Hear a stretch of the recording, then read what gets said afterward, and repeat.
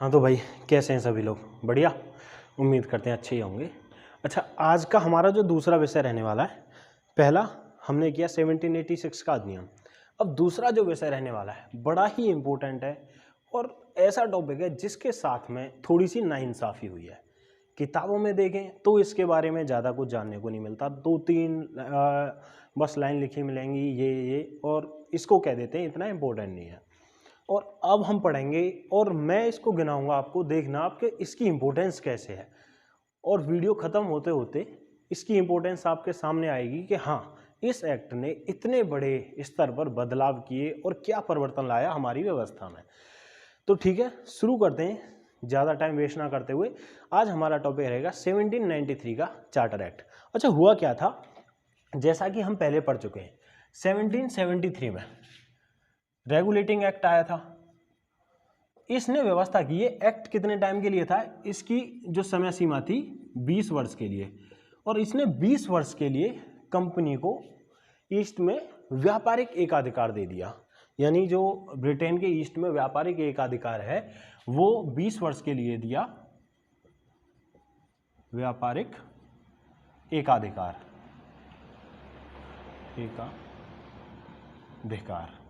East India company को 1773 से 20 वर्ष जोड़ते हैं तो कितना होता है 1793। 1793 में यह व्यापारिक एकाधिकार का जो टाइम पीरियड था वो समाप्त होने को था, और वहाँ पे जो और कंपनी थी और कुछ व्यवसाय घराने थे वो कुछ व्यापार की स्वतंत्रता मांग रहे थे। इसी उठती हुई आवाज़ों के बीच में यह एक्ट आया और इसने ये फिर से जो 20 वर्ष का, इसमें पहला जो टॉपिक रहेगा यही कि इसने ये 20 वर्ष का जो व्यापारिक एकाधिकार का टाइम पीरियड था इसको फिर से आगे के लिए 20 वर्ष के लिए रिन्यू कर दिया। यानी 20 वर्ष के लिए और व्यापारिक एकाधिकार।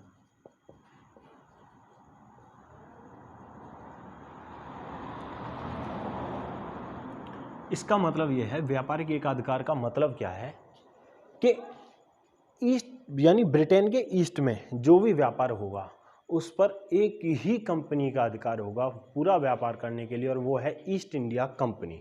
इससे अलग यहाँ पर व्यापार करने का अधिकार और किसी के पास में नहीं है। यह अपने आप में काफ़ी इम्पोर्टेंट है। दूसरा, इसने जो चेंज परिवर्तन लाया वो लाया बोर्ड ऑफ कंट्रोल। इसके बारे में 1784 के पिट्स इंडिया एक्ट में हम इसको पूरी अच्छी तरह से समझ चुके हैं, कैसे इसकी स्थापना हुई थी, क्या क्या इसके कार्य थे। ये 6 मेंबर बॉडी थी, इसकी स्थापना हुई, इसकी नियुक्ति कहाँ से की जाती थी, ब्रिटिश पार्लियामेंट के द्वारा।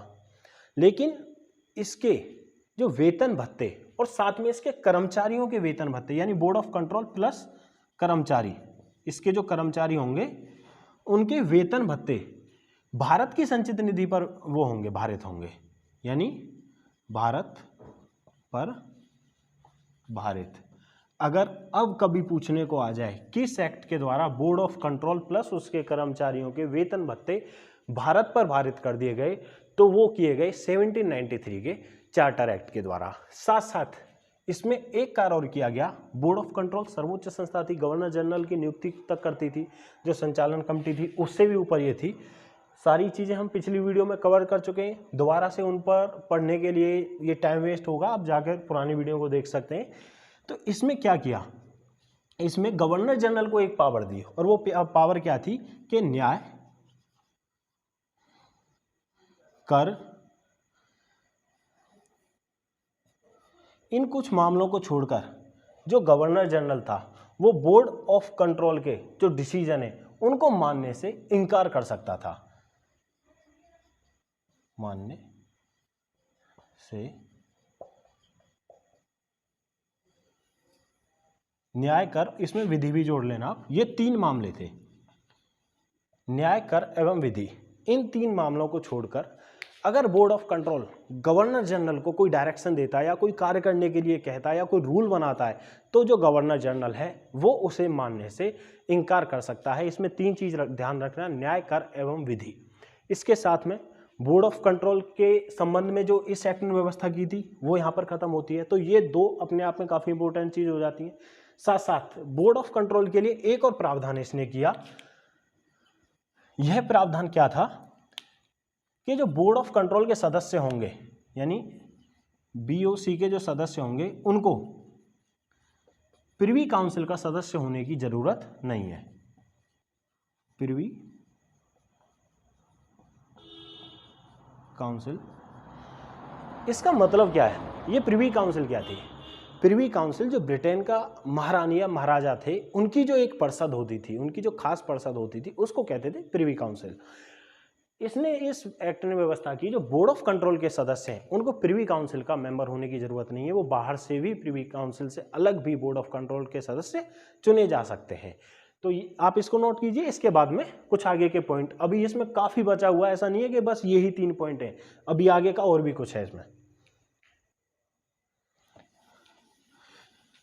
अभी तो देखते जाओ इसमें कितने टॉपिक आएंगे, हम किताबों में देखते हैं इसके बारे में 1 2 3 या 4 बस फैक्ट बता देंगे और कह देंगे बस ये इससे ज़्यादा इस एक्ट के बारे में हमको ज़्यादातर देखने को नहीं मिलता। मैं ये नहीं कहूँगा किसी भी किताब में देखने को नहीं मिलता, कुछ किताब बिल्कुल होंगी ऐसी, लेकिन मोस्टली किताबों में ज़्यादा नहीं मिलता। अब देखिए इसमें चौथा पॉइंट, इसने यह व्यवस्था की कि जो प्रधान सेनापति है, यानी जो प्रधान सेनापति को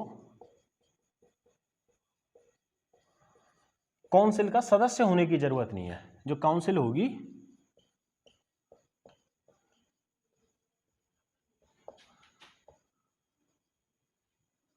सदस्य होने की जरूरत नहीं, इस एक्ट ने यह भी व्यवस्था की। साथ साथ इसने और एक और व्यवस्था की, इसमें ही 5वां पॉइंट, कि अगर गवर्नर जनरल अपने प्रांत से, गवर्नर जनरल कहाँ के? बंगाल के। गवर्नर जनरल तो बंगाल के ही थे, बाकी राज्यों के जो बाकी प्रांत थे उनके जो गवर्नर थे उनको जनरल नहीं लगाया जाता, खाली गवर्नर कहते थे। तो अगर गवर्नर जनरल कभी दूसरे प्रांत के दौरे पर हों, दूसरे प्रांत के दौरे पर, तो अपनी काउंसिल के किसी भी मेंबर को कार्यवाहक गवर्नर जनरल बना सकते हैं। अब यह व्यवस्था आज के परिप्रेक्ष्य में अगर हम इसको रिलेट करके देखें, हमारे संविधान में यह भी व्यवस्था है, अगर राष्ट्रपति कभी बाहर दौरे पर हों, अगर किसी लंबे टूर पर हों, तो एक कार्यवाहक राष्ट्रपति भी बनाया जा सकता है और उपराष्ट्रपति वह पद संभाल सकते हैं। तो यह व्यवस्था आज भी लागू होती है, यानी क्या है? कार्यवाहक गवर्नर जनरल।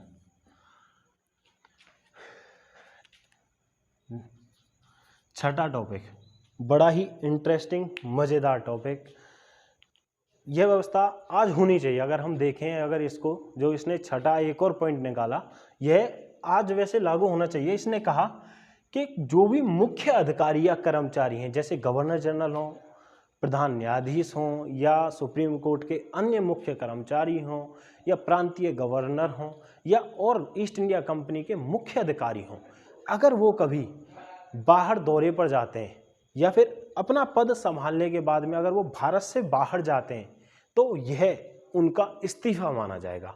यानी किसी भी कंडीशन में, इसने यह वर्ड यूज किया इस एक्ट में कि किसी भी स्थिति में अपना पद संभालने के बाद में ईस्ट इंडिया कंपनी का कोई भी कर्मचारी, यानी मुख्य अधिकारी, छोटा कर्मचारी नहीं, मुख्य अधिकारी, गवर्नर जनरल या सर्वोच्च न्यायालय का न्यायाधीश हो, यह किसी भी स्थिति में भारत से बाहर नहीं जा सकते।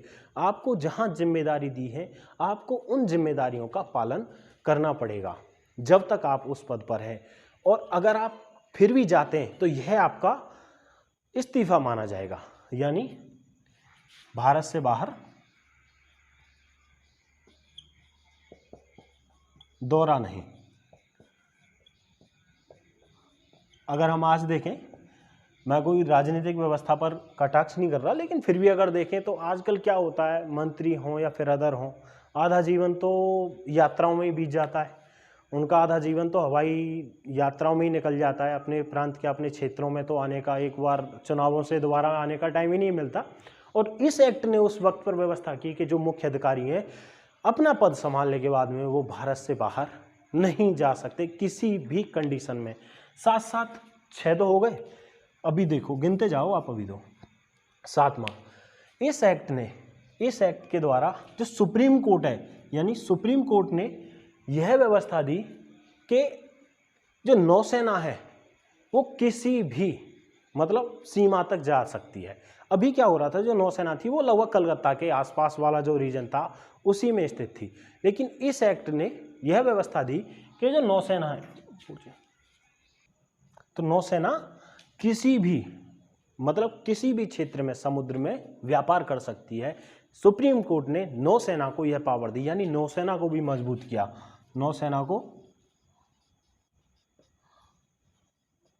नौसेना खुले समुद्र में कहीं भी व्यापार। अब नौसेना को भी इस एक्ट के द्वारा मजबूत कर दिया गया। अभी देखते जाइए, गिनते जाइए, 7 तो हो गए।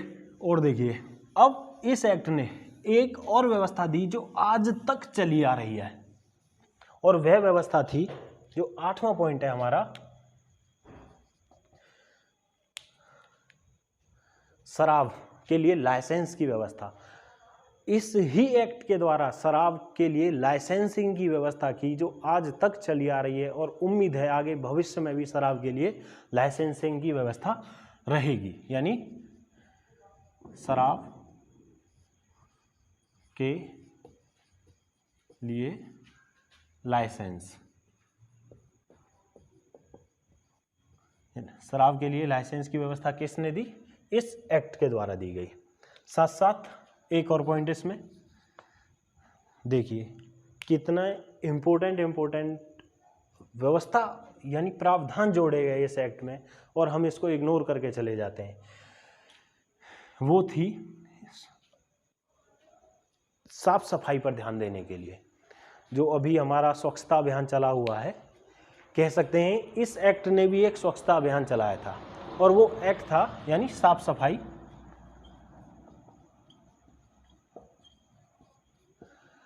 नगर पालिकाओं की स्थापना की इस एक्ट के द्वारा।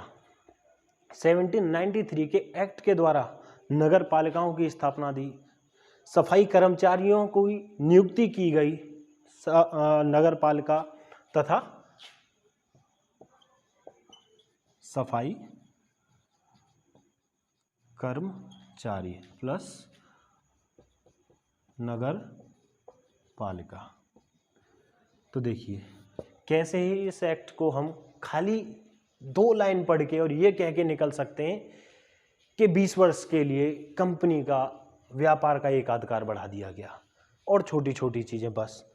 अभी एक और पॉइंट देखते आइए, 10वां पॉइंट है, क्या हुआ ब्रिटिश गवर्नमेंट ने कंपनी का जो राजस्व था उसको डिसाइड किया। उसने कहा कि जो कंपनी है वो प्रति वर्ष 12.5 लाख पाउंड कमा रही है।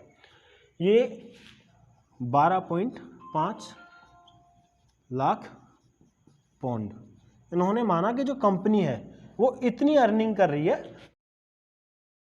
दोस्तों थोड़ा सा अभी लाइट जाने की वजह से अव्यवस्था होगी, उसके लिए मैं माफ़ी चाहता हूँ। इस 1793 के चार्टर एक्ट में हमारे 3 पॉइंट रह गए, और अभी उन 3 पॉइंटों को हम कवर कर लेते हैं। जो हमारा टॉप पॉइंट चल रहा था, पहला तो जो ब्रिटिश गवर्नमेंट है उसने कंपनी का ईयरली जो रेवेन्यू अर्निंग है उसको डिसाइड किया 12.5 लाख पाउंड। इसने कहा कि ईस्ट इंडिया कंपनी की जो ईयरली अर्निंग है वो 12.5 लाख पाउंड मान रहे हैं हम, और इसमें से अब इसको इन्होंने कहा कि इस 12.5 लाख पाउंड में से आपको 5 लाख पाउंड तो हमको देने पड़ेंगे, यानी ब्रिटिश गवर्नमेंट को। और वो किस चीज़ के? उधारी के। यानी 1773 में इन्होंने ईस्ट इंडिया कंपनी से ब्रिटिश गवर्नमेंट से जो उधार लिया था, अब उसके जो 5 लाख पाउंड है वो ब्रिटिश गवर्नमेंट ने इनसे 14 लाख पाउंड लिया था 1773 में। इन्होंने कहा उसमें से 5 लाख पाउंड तो भाई हमको दीजिए। अब आपकी जो अर्निंग है वो काफ़ी अच्छी हो रही है, अब उसमें से हमको 14 लाख रुपए 14 लाख जो पाउंड है उसमें से आप हमको 5 लाख पाउंड का वापस कीजिए। और साथ साथ जो 12.5 लाख पाउंड में से इन्होंने कहा जो 5 लाख पाउंड हैं वो आप अपने जो शेयर धारक हैं उनमें उनको दे दीजिए।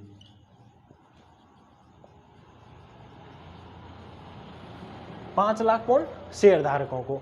और साथ में जो बचा है उसको आप एक काम कीजिए कि 8 से 10% का इंक्रीजमेंट दे दीजिए, यानी 8 से 10% आप अपना जो लाभांश है वो वितरण कीजिए अपने कर्मचारियों में। यानी अब इसका ईस्ट इंडिया कंपनी का जो इनकम है उसको कौन डिसाइड कर रहा है, वो कर रही है ब्रिटिश गवर्नमेंट। तो यह भी काफ़ी इंपॉर्टेंट है अपने आप में। साथ में इसमें एक और फैक्ट था, देखिए 10 पॉइंट हो गए, ये हमारा 11वां रहेगा। इसमें ये किया गया इस वाले उसमें 11वें पॉइंट में आप देखना कि एक प्रावधान जोड़ा, governor general plus council plus जो प्रांतों के गवर्नर हैं वो मिलकर किसी भी मामले, जैसे कि कर संबंधी मामला हो या फिर कोई सैन्य मामला हो या फिर कोई व्यापारिक मामला हो या फिर इन सब से अलग किसी रियासत के साथ में संधि करनी हो, तो ये तीनों मिलकर उसके संबंध में निर्णय ले सकते हैं। यानी कौन कौन से मामले कौन कौन ले सकते हैं, ये देखिए आप, governor general plus council plus प्रांतीय गवर्नर। ध्यान रखना जो प्रांतीय हैं उनके साथ में कभी गवर्नर जनरल मत लगाना, वो गवर्नर ही लगाना। गवर्नर जनरल केवल एक हैं, वो सबके सुप्रीम हैं और वो हैं बंगाल के गवर्नर जनरल। और जो प्रांतों के हैं, जो प्रांतों के केवल गवर्नर हैं, इस चीज़ को आप बहुत अच्छे से ध्यान रखना। इसके साथ साथ इसमें एक और सिद्धांत जोड़ा गया और वो सिद्धांत है 12वां पॉइंट हमारा इसी ही एक्ट में, जिसको कि ये कह के निकाल देते हैं हम लोग कि ज़्यादा इंपॉर्टेंट नहीं है। इसमें 12वां और सारे के सारे इंपॉर्टेंट फैक्ट हैं, कोई भी ऐसा नहीं है जिसको हम इग्नोर कर सकें। वो था ज्येष्ठता का सिद्धांत का, जो आज हमारी न्यायपालिका वगैरह में अप्लाई होता है, ज्येष्ठता का सिद्धांत। यानी अगर किसी कारणवश आपात स्थिति आ जाए, गवर्नर जनरल इस्तीफा दे दें किसी कारणवश, कोई बीमारी हो जाए या फिर उनकी डेथ वगैरह हो जाए, तो उस स्थिति में जो काउंसिल होगी उसमें से जो सबसे वरिष्ठ व्यक्ति होंगे वो गवर्नर जनरल का पद संभालेंगे। यानी ये ज्येष्ठता का सिद्धांत किसने दिया, यह दिया 1793 के चार्टर एक्ट ने। एक ऐसा एक्ट जिसको कि हम यह कह के निकालते आ रहे हैं ज़्यादा इंपॉर्टेंट नहीं है, ज़्यादा इंपॉर्टेंट नहीं है, उसके बारे में हमने 12 यानी ये 12 पॉइंट देख चुके हैं। तो इससे यह तो सिद्ध हो रहा है कि यह इसकी इम्पोर्टेंस तो बहुत है, लेकिन हम ही वो थोड़ा सा किताबों ने इसके साथ में न्याय नहीं किया, वो अलग बात है, लेकिन हम इसको बिल्कुल नहीं छोड़ने वाले। ऐसे ही इसके बाद में अब जो हमारा अगला टॉपिक रहेगा वो रहेगा 1813 का चार्टर एक्ट, क्योंकि 20 वर्ष के लिए इसको अधिकार दिया गया है इस एक्ट में। 1793 + 20 1830, इसके बीच में कोई एक्ट नहीं आता, छोटा बड़ा। तो ठीक है दोस्तों, नमस्कार। अगर इसके बाद में भी अगर आपका कोई क्वेश्चन है तो आप हमको कमेंट सेक्शन में बता सकते हैं।